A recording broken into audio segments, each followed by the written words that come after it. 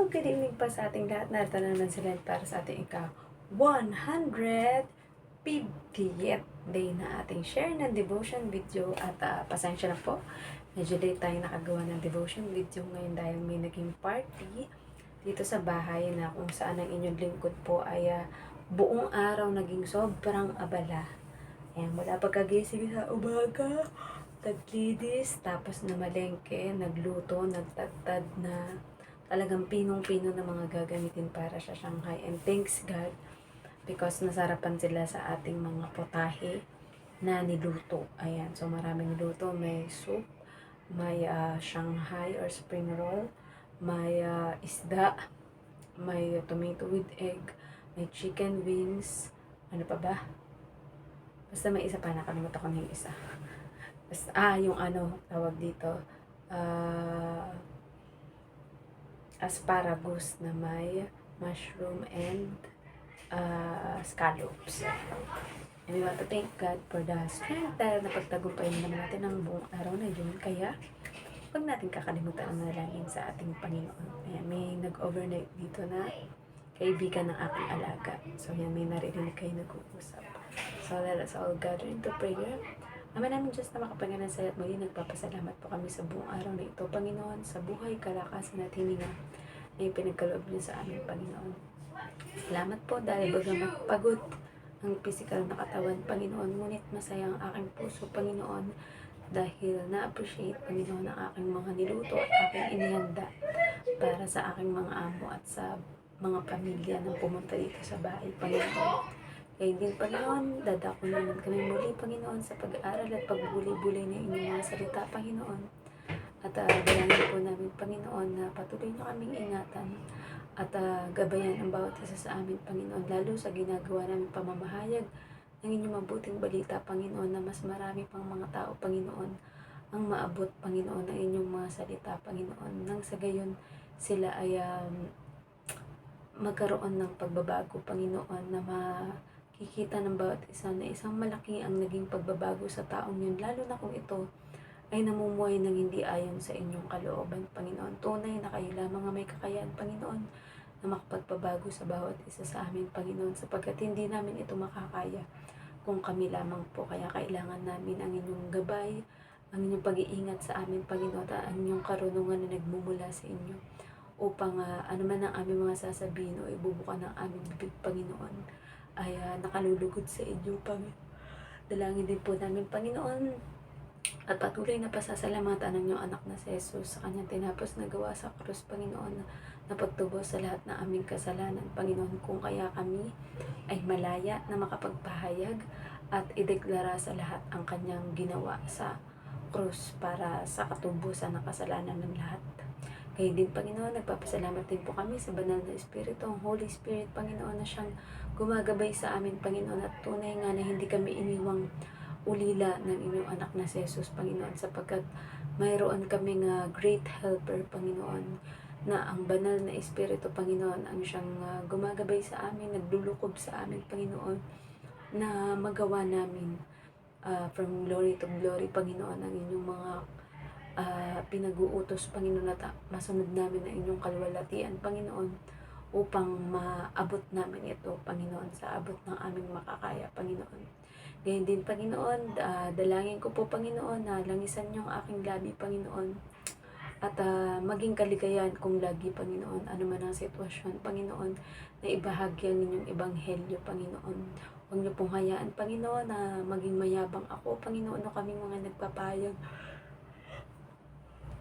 inyong mabuting balita, Panginoon, bagkus, Panginoon, ay mag-humble down lamang po kami before you, Lord God, sapagkat sinasabi nga, Panginoon, sa inyong salita na kung malayo kami sa inyo, Panginoon, ay wala kaming magagawa na mabubuting bagay, Panginoon. And we thank you, Lord, for always being our guide to our everyday life. This we pray in the Father, Jesus Christ. Amen. So, nandito na po tayo sa Lucas 20:24. Iabot ninyo sa akin ang isang salaping pilak. Kanino ang larawan at pangalang nakaukit dito? Sa emperador po, tugon nila. Message, ang ginawa daw ni Jesus ay inutusan ang mga taong iyon na iabot sa kanya ang salaping pilak. Tinanong niya ang mga iyon kung kaninong larawan o pangalan daw ang nakaukit sa perang iyon. Sumagot naman daw ang mga tao na sa emperador daw. Application. Sa ginawang halimbawa ni Jesus na iyon ay maraming nakakita at nakarinig ng sinagot ng mga binayaran o sinuhulan ng mga makapangyarihang tao. Dahil sila din ang sumagot sa tanong ni Jesus sa kung kanino daw larawan at pangalan ang nakaukit sa perang ipinaabot sa kanya. Kaya doon pa lang ay mapapatunayan ng nasagot na ang naunang tanong ng mga binayarang tao. Tayo ba ay matapat sa pagbabayad ng buwis sa ating gobyerno? Yun yung unang tanong. Gayun din, tapat din ba tayong nagbibigay ng para sa Diyos? Ikalawang katanungan. Kahit gaano man kahirap ang pinagdadaanan mo dyan, makikita sa pinagdadaanan mo, diyan pakikita kung gaano mo kamahal ang Diyos at ang iyong kapwa. Kahit sa panahon na ikaw ay nangangailangan, ay ibinibigay mo pa din ang para sa Diyos at itinutulong naman ang para sa kapwa mo. Sa ganoong paraan ay lubos nating napapasaya ang Diyos na siyang nagkaloob sa atin ng lahat. So, puri na pagkabasa ng salita ng Diyos, di ba? So, yun na nga.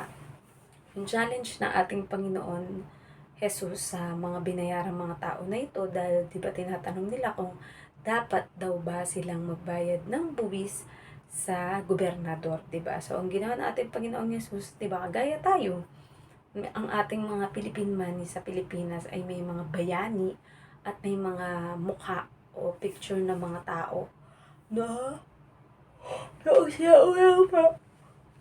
sila unang panahon at may nadagdag na nga na latest ang naabutan natin ay ang mukha ni Cory Aquino, di ba? Ang ating dating presidente na babae at ang kanyang asawa na si Ninoy Aquino. So, di ba? Kahit sila man yung nakalagay sa pera, iba-ibang level, may 10 hanggang may 1 peso hanggang 1,000 pesos.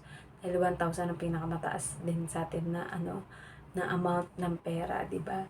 Is hindi tayo doon sa kanila nagbabayad ng buwis, pero yung pera natin ay ibinabayad natin sa gobyerno kung sino ang namumuno o sa gobyerno o sa pananalapi, di ba? Pero may naging tanong ako dito na tayo ba ay matapat na nagbabayad ng buwis natin sa ating gobyerno? Siyempre, pag may trabaho ka, lalo kami mga OFW dito, wala naman kaming choice kundi kailangan namin ipadala sa Pilipinas o iremitan sa Pilipinas ang aming mga sinesweldo para merong maging panggastos at gagamitin ng aming pamilya sa Pilipinas, 'di ba? So, nakakapagbayad kami ng tax sa pamamagitan ng pagpapadala na 'yun, 'di ba? So, noong panahon nila Jesus, nung nabuhay ang ating Panginoong Jesus na yun na nga, nakakasalamuha siya ng tao is, thank you Lord, bukas naman sa bukas nating talata,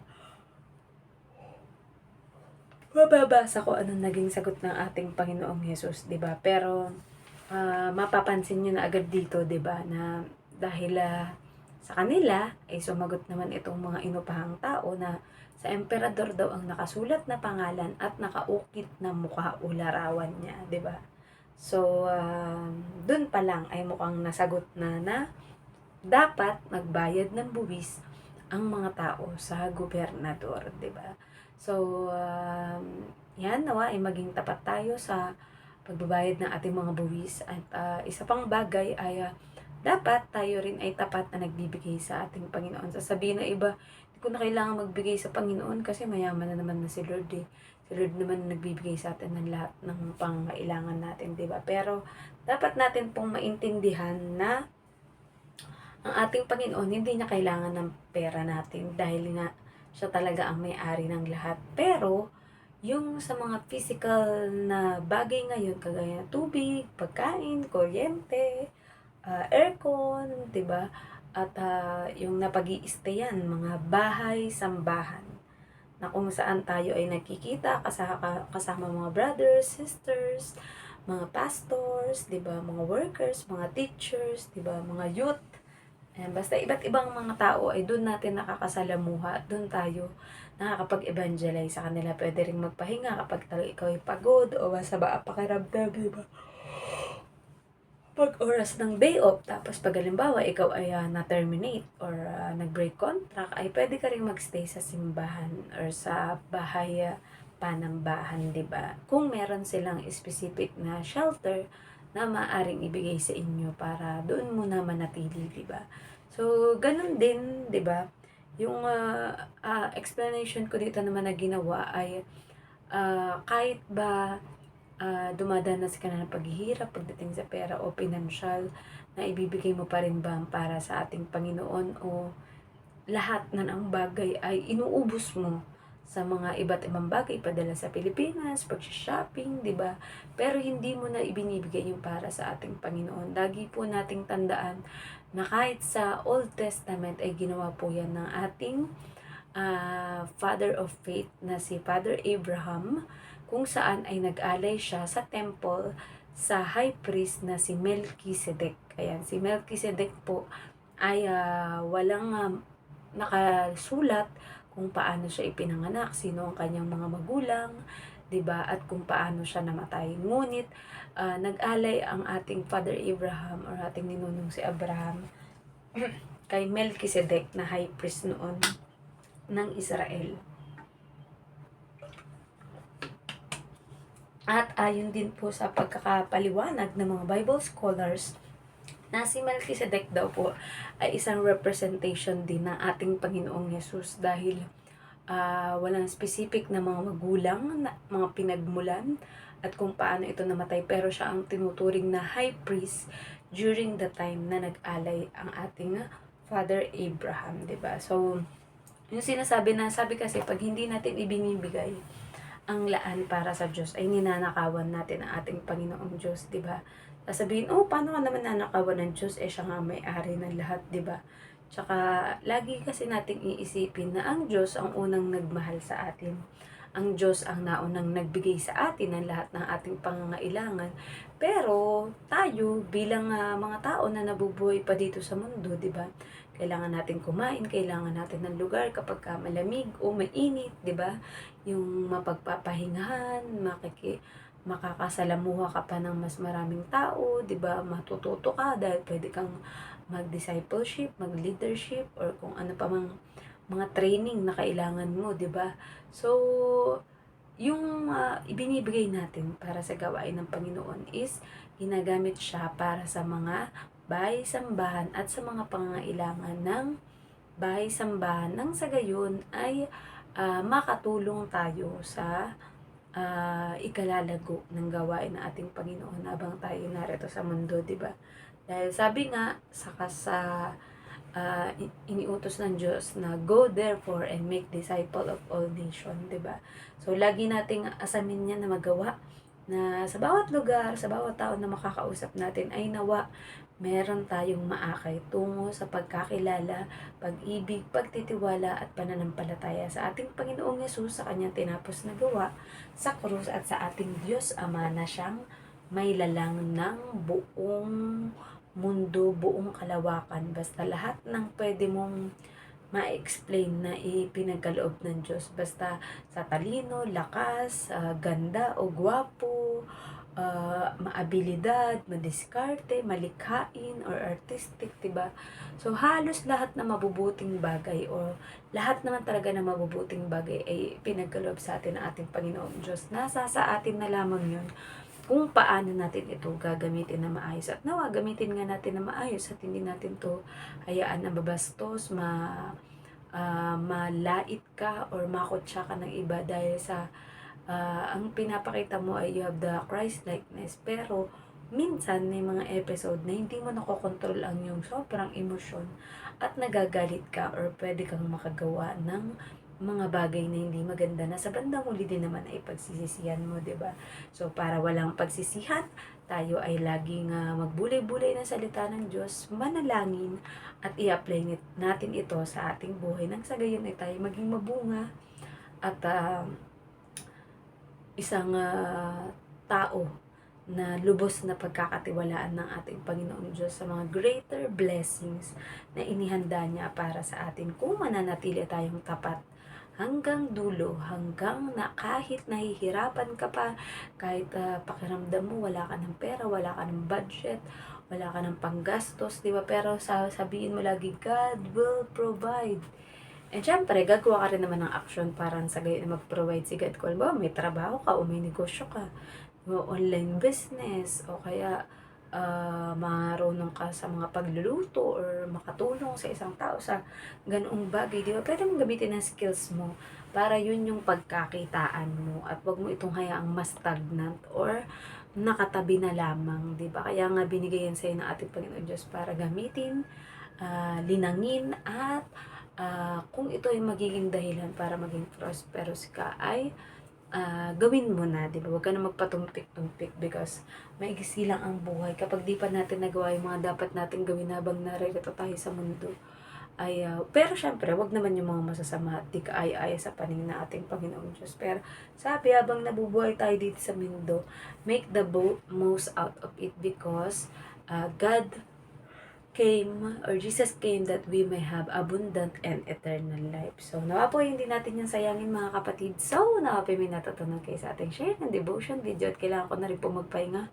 Halatang sobrang antok na rin po ako at hikab-hikab tapos talagang ang mata ko ay nakapikit na kahit hindi pa man mananalangin. So, let us all pray. I'm naman just na makapangyarihan sa lahat. Narito po kami, Panginoon, at nagpapasalamat sa inyo sa napakagandang mensahe na naman na ipinagkaloob nyo sa amin ngayong araw, Panginoon. Dalangin po namin, Panginoon, na ikaw ang laging mapapurihan at maitaas sa aming kalagitnaan, Panginoon. At lahat, Panginoon, ng may mga problema pinansyal, Panginoon, inilalapit po namin sila sa inyong trono, Panginoon. That you will continue, Panginoon, para pagpalain ang bawat isa, Panginoon, at maging pagpapala din nawa sa iba, Panginoon. Salamat po sa aming mga amo na nagiging daluyan ng pagpapala para sa aming Panginoon, at kung may mga iba pa po kaming negosyo, Panginoon, sa Pilipinas, Panginoon, ay pinagkakatiwala na po namin ngayon din ang pag-aaral ng aming mga anak at protection lagi, Panginoon, dahil medyo malayo ang kanilang paaralan mula sa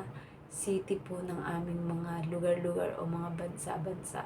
Pero alam po namin, Panginoon, na kayo ang magsasaayos ng lahat in your perfect time, Panginoon. Kami lang po ay patuloy na aasa, patuloy na magtitiwala, Panginoon, at never, Panginoon, na hahayaan, Panginoon, na ang pera o salapi ang maging dahilan, Panginoon, para mapalayo kami sa inyo, Panginoon. Alam po namin, Panginoon, na sino man ang mga dumadanas ng mga krisis or mga matinding pinagdadaanan, lalo pagdating sa financial, Panginoon, ay kayo lamang po ang makapagbibigay sa amin ng kapayapaan, pag-ibig, pagpapatawad, kababaang loob, pananampalataya at pagkontrol sa sarili, Panginoon. Kaya maraming salamat po, Panginoon. Ikaw ang Diyos na dapat papurihan sa lahat, Panginoon. At alam po namin na without you, Panginoon, we can do nothing in our life. Kaya maghari ka, mapapurihan ka sa puso namin. This is all we pray in the name of our Lord Jesus Christ. Amen. Ayan. Oh, may nakalimutan pa po pala ako sa sobrang antok na. Sorry, Lord. Pinapanalangin din po namin, Panginoon, ang mga may sakit at karamdaman, Panginoon. Ito man ay physical, emotional at spiritual, Panginoon. Dinadalangin po namin na ang kagalingan, Panginoon, ay tinanggap na ng bawat isa, Panginoon, sapagkat you are a great healer, Panginoon. Nothing is impossible to you. Nothing is too hard to you, Panginoon. Especially kung hihilingin po namin ito ng may buong kapakumbabaan, Panginoon, at nagpapasakop sa inyong kapangyarihan at kalwalhatian, Panginoon. Gayun din, Panginoon, ang mga socially na pakikisalamuhan namin sa aming kapwa, Panginoon. Kayo po ang magsaayos, Panginoon, ng mga relasyon na ito sa aming mga magulang, Panginoon, sa aming mga kapatid, Panginoon, sa aming mga kaibigan, ka-churchmate, Panginoon, or kahit mga kilala online, Panginoon. Ay dalangin po namin, Panginoon, na huwag kami maging dahilan, Panginoon, upang katisuran kami ng aming mga kapatid, Panginoon. Ang aming pong dalangin, Panginoon, ay magkaroon ng pagkakaayos sa bawat mga bansa, bawat tao, bawat magkakaibigan, bawat magkakapamilya, Panginoon, bago pa man mahuli ang lahat, Panginoon, sapagkat kayo ang Diyos na may karapatang magpagaling, Panginoon, at kung ito ay oras na para bawiin sa amin, Panginoon, na ibigay niyo po sa amin ang puso na handang tumanggap kung iyon na ang tamang itinakda ninyong oras para sa bawat isa sa amin. Ito ay aming tatanggapin, irerespeto kayo, Panginoon, at lalong higit, Panginoon, ay pag-aalabin pa namin ang aming pananalig sa inyo, Panginoon. Gayon din, Panginoon, socially, Panginoon, sa lahat ng aming mga tao makakasalamuha, Panginoon, gaya ng aking dinalangin, Panginoon, na kayo po ang maglilid sa amin, Panginoon, nang sa gayon ay maayos at nararapat ang mga salita na magmumula sa aming bibig, Panginoon, dahil kami ang pamamarisan at kailangan na sa amin makita ng aming kapwa, Panginoon, that we are living in your faithfulness, Panginoon. Ikaw ang aming Jehovah, Jehovah Rapha, Jehovah Shammah, Jehovah Nisi, Jehovah Jireh, Panginoon, at lahat ng mga katotohanan tungkol sa inyo, Panginoon, ay tunay nga na nararamdaman at nararanasan po namin sa bawat araw ng aming buhay, Panginoon. Kaya, Panginoon, gayon din ang mga pari, mga pastors, misyonero, Panginoon, mga prophets, apostles, mga discipler, Panginoon, or discipleship training, Panginoon, at mga tao pa, Panginoon, na willing to learn more about your kingdom, about your righteousness, Panginoon. Ibigay niyo po sa kanilang kaisipan, Panginoon, ang mga kakailanganing pangsagot, Panginoon, sa mga tanong, nang sa gayon ito ay maipaliwanag na mabuti tungkol sa inyong kaharian, Panginoon, sapagkat malapit na ang sinasabing katapusan ng mundo, Panginoon. Palapit na sila ng palapit, Panginoon, dahil ilang buwan na lang po ay magbe-bare months na, Panginoon. Kaya kayo po ang mapapurihan at madakila, Panginoon, at alam po namin na lahat ng ginagawa namin, Panginoon, will not be put in vain, Panginoon. Bagkus ay mas lalo kami magbubunga, mas lalo kami magiging mabait, mas lalo kami magiging maunawain, mas lalo kaming buo na pamilya, mas lalo higit kaming masaya na pamilya, di ba? So, napakasarap sa pakiramdam ninyo, Panginoon, kapag ganun ang aming ginagawa, Panginoon. Kaya ikaw ang mapapurihan, madakila sa buhay namin, Panginoon. At kung may mga nakalimutan man po akong idalangin, Panginoon, ay kayo na po ang siyang magpuno o magdagdag sa aking panalangin. Muli, binabalik po namin na lahat na papuri at pasasalamat sa tanging pangalan ng bugtong na anak na si Jesus. Amen. Good night po sa ating lahat and God bless. Bye-bye.